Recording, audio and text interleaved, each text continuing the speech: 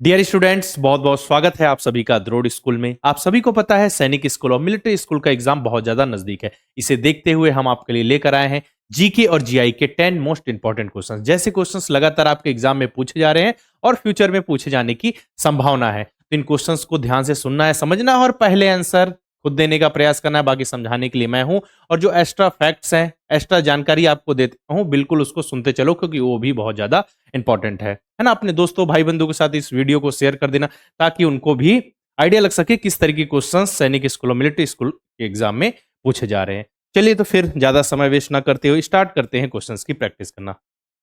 पहला क्वेश्चन आपकी स्क्रीन पर है, which is the oldest nuclear power plant in India? Bharat का सबसे पुराना परमाणु ऊर्जा संयंत्र कौन सा है? ये पूछा गया।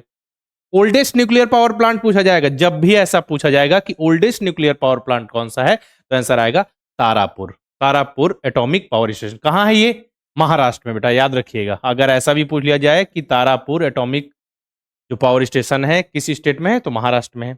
और अगर ओल्डेस्ट की जगह क्वेश्चन में आ जाए लार्जेस्ट न्यूक्लियर पावर प्लांट, तो लार्जेस्ट कौन सा है? कुडुकुलम न्यूक्लियर पावर प्लांट। कहां है ये? तमिलनाडु में स्थित है। ठीक है। अगर ये पूछ लिया जाए नरोरा एटॉमिक पावर स्टेशन कहां है या पावर प्लांट कहां है, तो ये है बेटा यूपी में। और इसके बाद कैगा न्यूक्लियर पावर प्लांट कहां है, तो ये है कर्नाटक में। देखो आपको इतने सारे फैक्ट्स पता चल गए। ठीक है, याद रखिएगा, इतने सारे आपको फैक्ट्स पता चल गए ना। इसी तरीके से हम चीजों को पढ़ते और समझते चलेंगे। बाकी नेक्स्ट क्वेश्चन चलते हैं। What does vitamin D deficiency lead to? Vitamin D की कमी से कौन सा रोग होता है, कौन सी बीमारी होती है? विटामिन डी की बात हो रही है। आप सभी को पता है कि सनलाइट से हमको विटामिन डी मिलता है। विटामिन डी मदद किस में करता है बेटा? जो विटामिन डी होता है वो मदद करता है कैल्शियम एंड फास्फोरस के एब्जॉर्प्शन में। हमारे शरीर में कैल्शियम एंड फास्फोरस के अवशोषण में मदद करता है विटामिन डी। विटामिन डी मिलता है सनलाइट से, और भी उसके सोर्स हैं। समझ में आ रहा है ना, जिससे हमको विटामिन डी मिलता है। अब विटामिन डी की कमी हो जाए शरीर में तो कौन सी बीमारी हो सकती है? Night blindness? नहीं, ये तो विटामिन ए के कारण होता है। विटामिन ए की कमी हो गई तो फिर नाइट ब्लाइंडनेस, रतौंधी, रात को थोड़ा आपको कम दिखेगा, नाइट ब्लाइंडनेस की दिक्कत आ जाएगी। ठीक है। तो जो विटामिन डी की बात करें तो विटामिन डी की कमी से होता है रिकेट्स, जिसे हम सूखा रोग कहते हैं। मैंने बताया ना, vitamin D calcium and phosphorus के एब्जॉर्प्शन में मदद करता है। अब विटामिन डी की कमी हो जाएगी तो कैल्शियम और फास्फोरस का एब्जॉर्प्शन कम होगा, जिससे हड्डियां कमजोर और मुलायम हो जाएंगी। यही है रिकेट्स यानी कि सूखा रोग।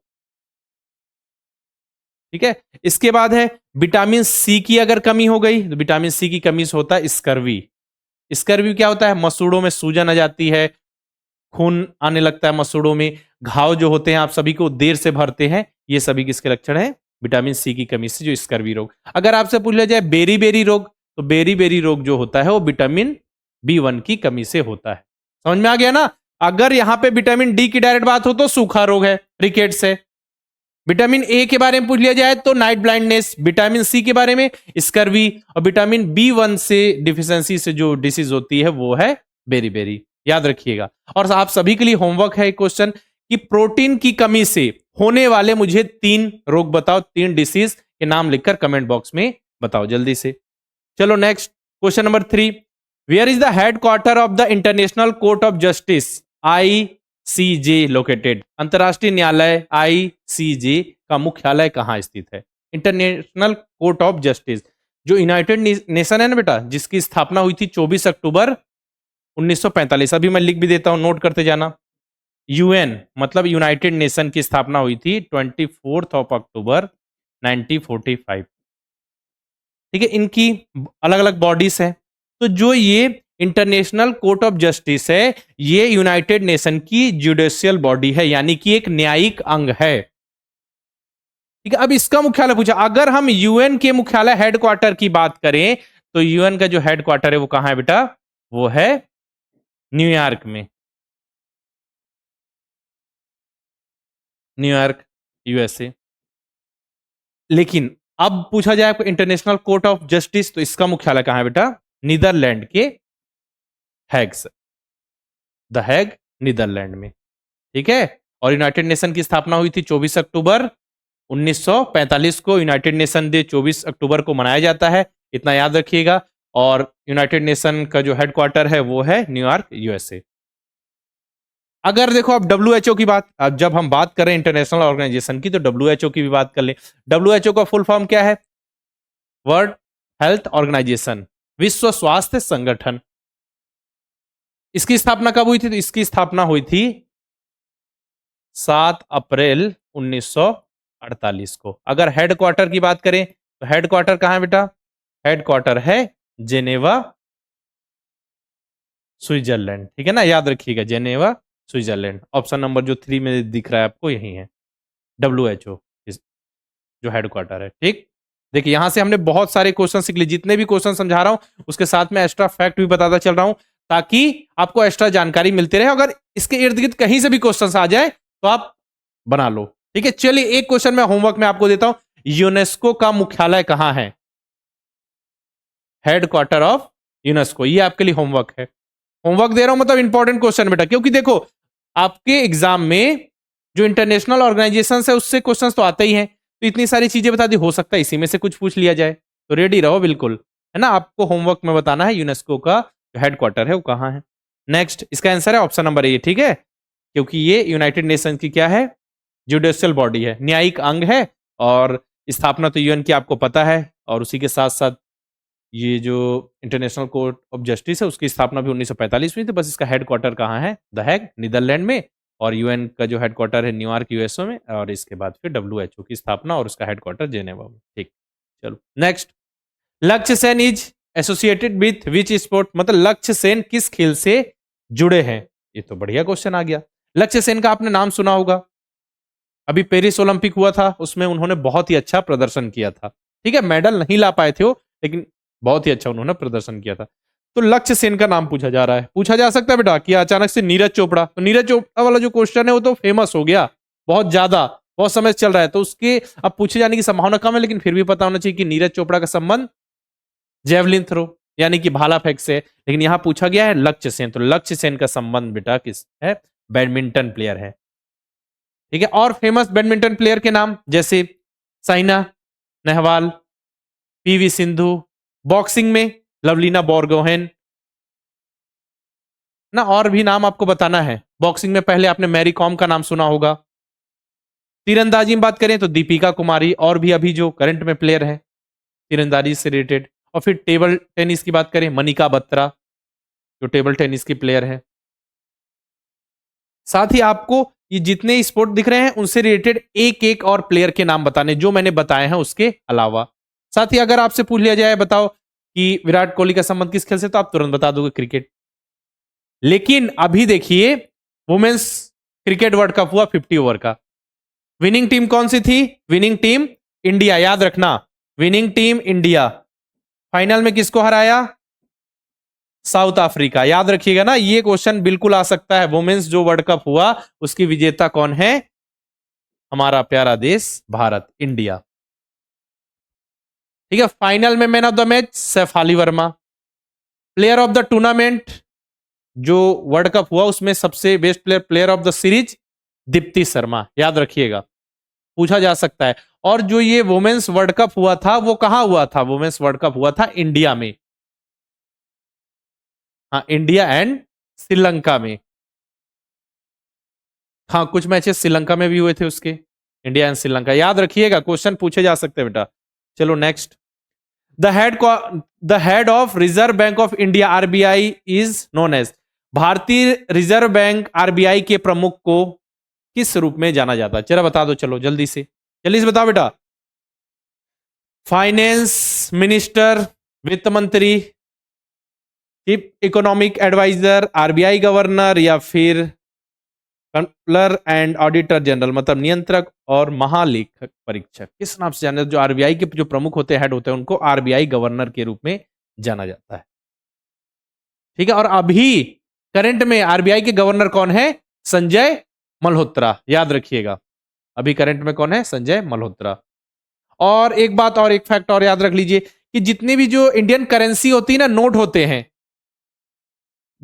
ठीक है, जो भी भारतीय जो मुद्रा है उसमें जो नोट है उनमें सभी में किनका सिग्नेचर होता है, किनकी साइन होती है? जो आरबीआई गवर्नर होते हैं उनकी। लेकिन जो 1 रुपए का नोट होता है, 1 रुपए का जो नोट होता है उस पे जो वित्त मंत्रालय के जो सचिव होते हैं, फाइनेंस जो सेक्रेटरी होते हैं, उनकी साइन होते हैं। याद रखिएगा ना, किनके हस्ताक्षर होते हैं? फाइनेंस मिनिस्ट्री के जो सेक्रेटरी होते हैं, यानी कि वित्त सचिव के होते हैं, सिग्नेचर होते हैं, हस्ताक्षर होते हैं। ठीक, 1 रुपए में वित्त सचिव के, वित्त मंत्रालय के जो सचिव होते हैं उनके सिग्नेचर, और बाकी जितने भी नोट बन गए सब में आरबीआई गवर्नर के हस्ताक्षर होते हैं। ये हो गए क्वेश्चन।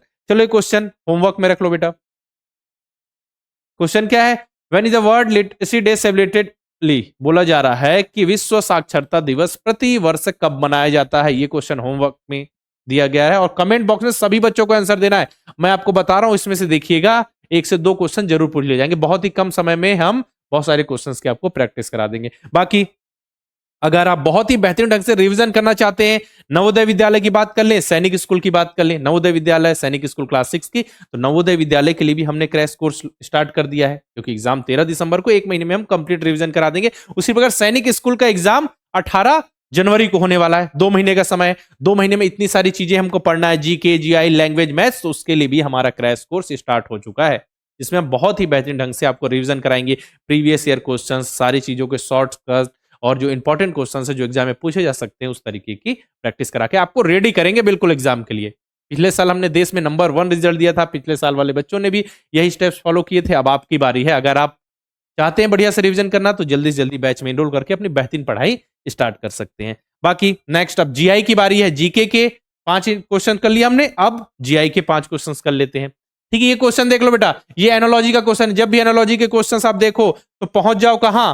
पहुंच जाना है 4 डॉट पर। पहले 2 में क्या रिलेशन है? ब्रिक वॉल, ईंट दीवार, मतलब कि ईंट से दीवार बनती है।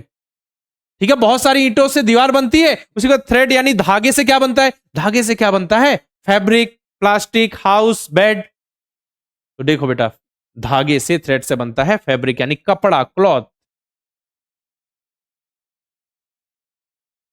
ठीक, याद रखिएगा। देखो, इसको हमने समझ लिया कि इन दोनों में क्या रिलेशन है, ये दोनों किस हिसाब से संबंधित है। तो बस जो नेक्स्ट हमसे पूछा गया उसमें जो आंसर आएगा उसमें वही संबंध, वही रिलेशन स्टैब्लिश कर दीजिए, अपना आंसर आ जाएगा। तो आंसर होगा ऑप्शन नंबर ए, फैब्रिक। ईंट से दीवार बन रही है तो धागे से कपड़े बन रहे हैं, बस वही बात तो है। Second question, find the word which can not be made from the letters of the word conversation. वह शब्द ज्ञात कीजिए जो कन्वर्सेशन शब्द के अक्षरों से नहीं बनाया जा सकता। मतलब बोला जा रहा है कि कन्वर्सेशन जो ये वर्ड है, इसमें जो जो लेटर्स का यूज किया गया है उसका यूज करके कौन सा वर्ड नहीं बनाया जा सकता। चलो विजन देख लें, विजन बन सकता है या नहीं। तो देखो, वी है, इसके बाद आई है, इसके बाद एस है, फिर आई। देखो बेटा, याद रखना, जब भी हम क्या करते हैं, वर्ड फॉर्म करते हैं, नया शब्द बनाते हैं, तो जो भी हमारे पास वर्ड है उसमें जो लेटर आए हैं, जितनी बार आए हैं उतनी ही बार उसका यूज कर सकते हैं, उससे ज्यादा नहीं। तो यहां पे हम देख रहे हैं विजन में आई डबल यूज हो रहा है, जबकि क्या है, ये कन्वर्सेशन में आई केवल एक बार है, तो ये ऑप्शन नंबर ए नहीं बन सकता। तो पूछा भी यही है, देखते हैं आगे। और एक्शन, तो ए सी TION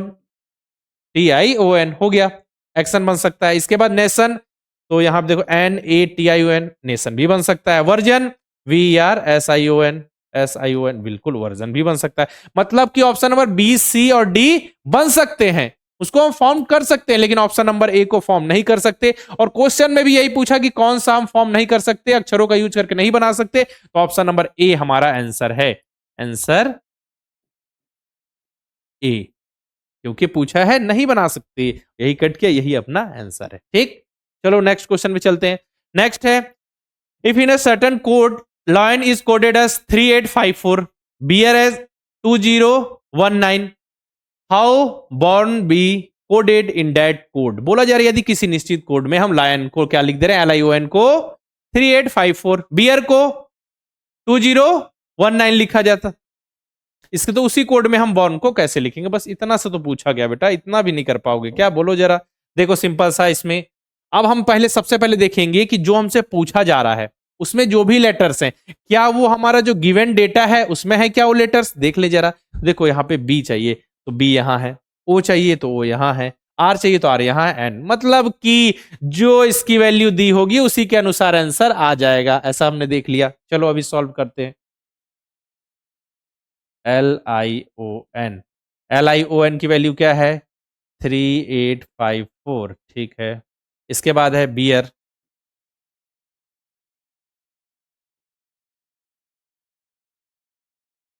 2019। जरा देख लो, देख लो। अब हमको चाहिए क्या? BORN चाहिए। ठीक है, तो अब देखो बी की वैल्यू क्या है बेटा? 2 है। ठीक है, बी की वैल्यू क्या है? 2 है। इसके बाद हम देखेंगे तो यहां पे आप 2 लिख दो। ओके। इसके बाद है ओ की वैल्यू क्या है? 5 है, तो यहाँ पे 5 लिख दो। आर की वैल्यू क्या है? 9 है, तो यहाँ पे 9 लिख दो। ठीक है। इसके बाद एन की वैल्यू क्या है? 4 है, तो यहाँ पे 4 लिख दो। ये देखो इनको कवर कर लिया। तो 2594 ऐसा कोई ऑप्शन हमको दिख रहा है क्या? जी हाँ, ऑप्शन नंबर सी। अगर मान के चलिए लॉजिक नहीं होता तो अब दूसरा लॉजिक ट्राई करते कि L इक्वल टू 3 क्यों लिखा गया है, इसके पीछे क्या लॉजिक है। ठीक है, हम दूसरा ट्राई करते। जब यहाँ पे क्या है जो हमसे पूछा गया, ये ऊपर वाले लेटर से ही मैच खाता है कि जो लेटर्स इसमें यूज हुए हैं इन दोनों को मिलाकर वो लेटर्स हैं, तो वहीं से हम आंसर लगा दिया। ठीक है ना, तो आंसर आ गया 2594। एक बार और देख लो बेटा कि चाहिए हमको बॉर्न, तो बी हमने देख लिया। यहां से देखो 2। ठीक है, इसके बाद फिर ओ यहाँ पे थर्ड नंबर पे 525। इसके बाद आर लास्ट 259। इसके बाद फिर एन, तो एन की वैल्यू आ गई 4। 2594 ऑप्शन नंबर सी। चलो क्वेश्चन नंबर 4 पे चलते हैं। Insert the missing number in the series. श्रृंखला में लुप्त संख्या की पूर्ति करे। लुप्त संख्या मतलब कि वही देखो यहां पे दिख रहा है सीरीज का क्वेश्चन है, सीक्वेंस वाइज चीजें आगे बढ़ रही हैं, बस उसी को जहां पे क्वेश्चन मार्क आया उसको पूरा करो और इस सीरीज को कर दो कंप्लीट, इस श्रृंखला को कर दो कंप्लीट। चलो बारी आपकी है। 12 17 15 20 18 23 क्वेश्चन मार्क 26 क्या आएगा जरा देखो। आप बोलोगे सर जी यहाँ पे +5 हो रहा है, कोई दिक्कत नहीं, बिल्कुल सही बोल रहे हो। सर जी यहाँ पे -2 हो रहा है, बिल्कुल। फिर इसके बाद +5 हो रहा है, फिर -2 हो रहा है, फिर +5 हो रहा है, फिर क्या होगा? -2 होगा। -2 करोगे तो 23 -2 21 आंसर आएगा। है क्या ऑप्शन में? जी हाँ, ऑप्शन नंबर सी। इसका फिर से +5 हो रहा है, तो यहाँ पे पैटर्न क्या है बेटा? +5 -2 +5 -2 +5 -2 +5 -2। इस हिसाब से ये सीरीज चलती जा रही है। समझ में आ रहा है ना? या फिर इसको दूसरे तरीके से कैसे सॉल्व कर सकते हैं हम? दूसरी तरीके से ये वाला तरीका देख लो पहले। +2 माइनस +2 सॉरी +5 -2 +5 -2, एक तरीका ये हो गया। दूसरा तरीका, इसको हम डबल सीरीज वाला क्वेश्चन कर लें। देखो 12 के बाद 15, 15 के बाद 18 क्या हो रहा है? +3 18 के बाद देखो यहां पे +3 करेंगे तो 21 आएगा। आ गया, आ गया। उसी प्रकार ये कैसे बढ़ रहा है? देखो इधर से +3, यहां से +3, यहां से +3। ऐसा भी है कि डबल सीरीज का भी क्वेश्चन करके इसको सॉल्व कर सकते हो। आंसर तो आना है 21 ही, तो 21 अपना आंसर है। Next question. चलो ये क्वेश्चन क्या है? अच्छा ये डायरेक्शन से आ गया। इस क्वेश्चन में कंफ्यूज नहीं होना बेटा, इसको सॉल्व करने के मैं दो तरीके बताऊंगा, दोनों ध्यान से देखना। If south becomes east, south east becomes north east and so on, what will west become? यदि दक्षिण पूर्व हो जाता है, क्या लिखा है? दक्षिण पूर्व हो जाता है, दक्षिण पूर्व उत्तर पूर्व हो जाता है, और इसी प्रकार आगे भी होता रहेगा, तो पश्चिम क्या बन जाएगा पूछा जा रहा है। चलो देखते हैं। पहले जो स्टैंडर्ड डायरेक्शन है वो बना लेते हैं।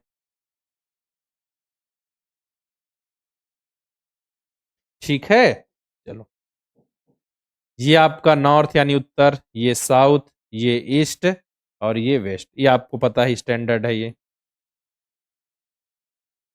कोई डाउट बताओ? ठीक है, ये स्टैंडर्ड डायरेक्शन। अब क्या बोला जा रहा है? दक्षिण पूर्व हो जाता है। कहने का मतलब है कि जो दक्षिण था, ठीक है, जो दक्षिण था वो पूर्व हो जा रहा है। उसको एरो को ऐसा कर दो, जो दक्षिण था वो पूर्व हो जा रहा है। ठीक, इसका जो दक्षिण पूर्व था मतलब वो उत्तर पूर्व हो जा रहा है। दक्षिण पूर्व हो जा रहा है और दक्षिण पूर्व उत्तर पूर्व हो जा रहा है, तो बोला जा रहा है पश्चिम क्या बन जाएगा। तो पश्चिम क्या बन जाएगा, देखो ना क्या हो रहा है, ये जो एरो जा रहा है कि एंटी क्लॉक, घड़ी की सुई की अपोजिट दिशा, एंटी क्लॉक। देखो ना यहाँ 6 बज रहे हैं, फिर उल्टी जा रहे हैं, हम 3 बज रहे हैं, उल्टे जा रहे हैं ना, 6 से 3 पे जा रहे हैं, तो एंटी क्लॉक है। तो इसमें भी देखो पश्चिम क्या हो जाएगा, तो देखो इसको भी एंटी क्लॉक आप ऐसे ले जाओ 90 डिग्री। ठीक है, तो ये देखो हम कहां पहुंच गए, कहां पहुंच गए जरा बताओ। देखो, देख पा रहे हो ना, हम पहुंच गए साउथ में, तो अपना आंसर क्या हो जाएगा बेटा, साउथ। कि जो पश्चिम होगा वो साउथ हो जाएगा। चलो एक तरीका ये है, और एक बिल्कुल स्टैंडर्ड तरीका जो हमेशा आपके काम आएगा। देखो सबसे पहले बेटा क्या करना है, स्टैंडर्ड डायरेक्शन बनाओ। हर केस में आपका देगा N S E W, north east, south east, south और ईस्ट के बीच, वेस्ट और साउथ के बीच साउथ वेस्ट, इसके बाद ये नॉर्थ वेस्ट। ठीक है, ये स्टैंडर्ड हो गया। अब जो क्वेश्चन में बोला गया उसके अकॉर्डिंग बना लो, आपको आइडिया लग जाएगा क्या आंसर आएगा।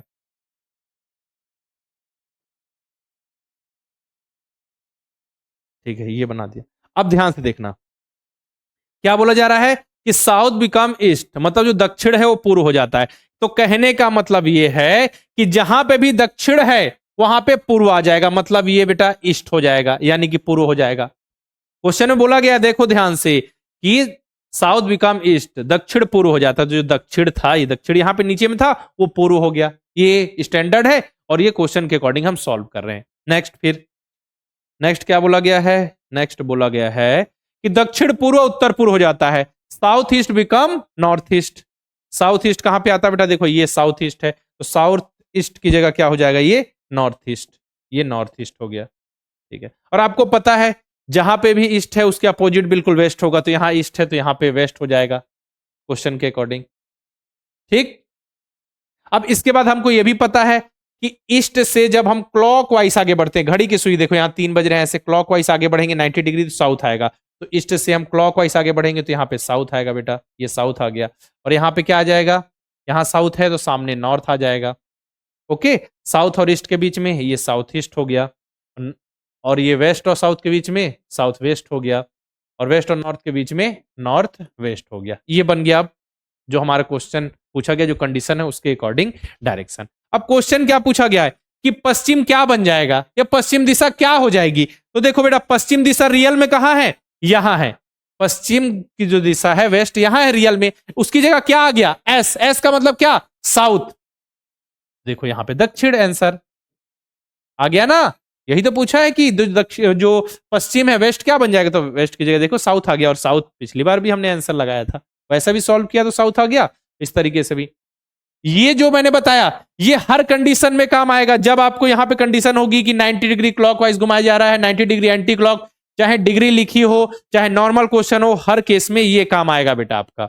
लेकिन ये नॉर्मल जब क्वेश्चन हो इस तरीके के, तो इसको तो इससे बना सकते हो, लेकिन इसी में अगर डिग्री लिख दिया जाए कि 90 degree anti clock, 45 degree anti clock या क्लॉकवाइज, तब ये थोड़ा ट्रिकी हो जाता है। तो सिंपल सा हमको इस वाले नियम को फॉलो करना है, हर केस में आंसर बिल्कुल सही आएगा। ठीक है, चलो फिर आगे बढ़ते हैं।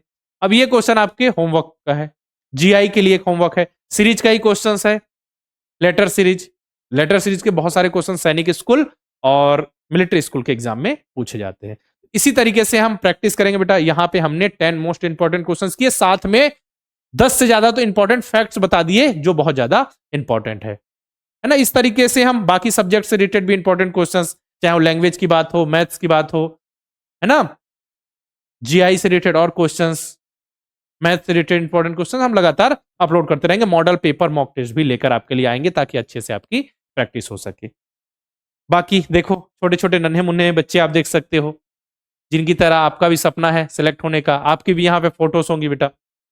बस बिल्कुल रेडी हो जाओ, मेहनत करो, अच्छे से रिविजन करो, तब जाकर बिल्कुल अपनी तैयारी को फाइनल टच दोगे और एग्जाम के लिए रेडी हो जाओगे। हम पिछले 7 साल से लगातार बच्चों को नवोदय विद्यालय सैनिक स्कूल की तैयारी करा रहे हैं। बच्चे जुड़ रहे हैं, पढ़ रहे हैं, सीखते हुए आगे बढ़ रहे हैं और एग्जाम में सेलेक्ट हो रहे हैं। बारी है आपकी, आपकी तैयारी के लिए बहुत सारे बैचेस मिल जाएंगे। और सबसे जरूरी बैच तो अभी के लिए है क्रैश कोर्स। नवोदय विद्यालय की तैयारी करें तो नवोदय विद्यालय का क्रैश कोर्स, क्योंकि 13 दिसंबर को एग्जाम है। और सैनिक स्कूल की तैयारी कर रहे हैं तो सैनिक स्कूल का क्रैश कोर्स 18 जनवरी को एग्जाम है। 13 दिसंबर को नवोदय विद्यालय और 18 जनवरी को सैनिक स्कूल का एग्जाम। समय कम है बेटा, बहुत सारी चीजें पढ़ना है, ये क्रैश कोर्स बहुत ज्यादा इंपॉर्टेंट है। बाकी बहुत सारे बैचेस मिल जाएंगे नवोदय विद्यालय सैनिक स्कूल आरएमएस से रिलेटेड, रिकॉर्डेड बैच हो, लाइव बैच हो या जीके से रिलेटेड इंपॉर्टेंट बैच हो, आपको द्रोड़ स्कूल के ऐप में देखने को मिल जाएंगे। बाकी एग्जाम नजदीक आ जाए तो प्रैक्टिस सीट्स, ठीक है। प्रैक्टिस किससे होगी? Model paper and mock test बेटा। नवोदय विद्यालय की तैयारी के लिए 50 मॉक टेस्ट, 50 मॉडल पेपर्स आपको द्रोड़ स्कूल के ऐप मिल जाएंगे। साथ ही सैनिक स्कूल की तैयारी के लिए 25 मॉक टेस्ट मिल जाएंगे, ऑल इंडिया मॉक टेस्ट। तो जैसा पेपर आपके एग्जाम में आता है बिल्कुल उसी तरीके का पेपर हमने रेडी किया है। और आप उस मॉक टेस्ट को देंगे तो बगल में घड़ी की सुई चलती रहेगी, टाइमर रहेगा कि 2.5 घंटे का समय है सैनिक स्कूल के एग्जाम के लिए, तो 2.5 घंटे में 125 क्वेश्चन आप कीजिए, ताकि आप रेडी हो सको ना। बच्चों को आता सब कुछ है, लेकिन लास्ट में वो प्रैक्टिस नहीं करते। बस सब कुछ आता है, मैं मानता हूं सब कुछ आता है, लेकिन अगर आप प्रैक्टिस नहीं करोगे तो वहां पे टाइम मैनेज नहीं कर पाओगे बेटा। हो सकता है आपको सारे क्वेश्चंस आते हो, पूरे क्वेश्चंस आते हो, लेकिन आपका समय कम पड़ जाएगा। प्रॉपर स्ट्रेटेजी के साथ इसीलिए जाना पड़ता है। एक सीक्वेंस डिसाइड कर लो कि हम पहले हिंदी मतलब पहले इंग्लिश करेंगे, पहले जीके करेंगे या जीआई करेंगे, मैथ्स को कितना समय देना है 2.5 घंटे में से, क्योंकि मैथ्स का वेटेज सबसे ज्यादा है। ये सब चीजें आपको मॉडल पेपर मॉक टेस्ट से पता चलती है, ठीक है। करना क्या है, प्ले स्टोर पर जाइए, द्रोड़ स्कूल का ऐप इंस्टॉल कीजिए, किसी नंबर से लॉगिन कीजिए। लॉगिन करोगे तो ऐसा इंटरफेस आएगा। बाकी batches, model paper, mock test, recorded batch तो मिल ही जाएंगे। साथ ही अगर आपको क्रैश कोर्स में इनरोल करना है तो लाइव कोर्सेस में जाओ, या फिर आप यहाँ कोर्सेस वाले सेक्शन में जा सकते हो। वहां पे आपको सैनिक स्कूल और नवोदय विद्यालय से रिलेटेड जो क्रैश कोर्स है हमारा दिख जाएगा। साथ में द्रोड़ स्कूल के यूट्यूब चैनल को सब्सक्राइब करके बेल आइकन पे क्लिक करना बिल्कुल नहीं भूलना है, ताकि जितने भी इंफॉर्मेशन है पढ़ाई से रिलेटेड जो वीडियो है अपडेट नोटिफिकेशन लगातार मिलती रहे। अगर बैच में इनरोल करने से रिलेटेड कोई दिक्कत आ रही, जानकारी चाहिए, ये कुछ पेरेंट्स के डाउट होते हैं, सर जी बच्चे को किसकी तैयारी कराना चाहिए, कौन से एग्जाम के, ऐसे भी पेरेंट्स के कॉल आते हैं। अभी हमारा बच्चा क्लास 2 में है, क्लास 3 में है, उसको कौन से एग्जाम की हम तैयारी कराएं, तो बिल्कुल आप हमारे हेल्पलाइन नंबर 6260388361 पर कॉल करके इन्फॉर्मेशन ले सकते हैं। बाकी आपको इस वीडियो मैंने जीके और जीआई के मोस्ट इंपॉर्टेंट 10 क्वेश्चन सॉल्व कराए। जैसे क्वेश्चन लगातार सैनिक स्कूल और मिलिट्री स्कूल के एग्जाम में पूछे जा रहे हैं, है ना। इन क्वेश्चंस को इग्नोर नहीं करना बेटा, यही क्वेश्चंस है, इसी तरीके क्वेश्चंस की बस प्रैक्टिस करते रहो। ऐसे क्वेश्चन जरूर एग्जाम में देखने को मिलेंगे। जिस दिन आप पेपर देके आओगे उस दिन बताना कि सर जी आपने जैसा पढ़ाया था बिल्कुल वैसे ही क्वेश्चंस आए। अपने दोस्तों और भाई बंधुओं के साथ इस वीडियो को शेयर कर देना, ताकि वो भी इसका फायदा उठा सके, उनको भी आइडिया लग सके। बाकी नवोदय विद्यालय सैनिक स्कूल आरएमएस से रिलेटेड किसी भी टॉपिक में वीडियो चाहिए तो आप कमेंट बॉक्स में लिखिए, हम उस टॉपिक से रिलेटेड वीडियो लेकर जरूर आएंगे। आज के इस वीडियो में रखते इतना ही, मिलते हैं फिर नेक्स्ट वीडियो में, तब तक के लिए अलविदा, जय हिंद।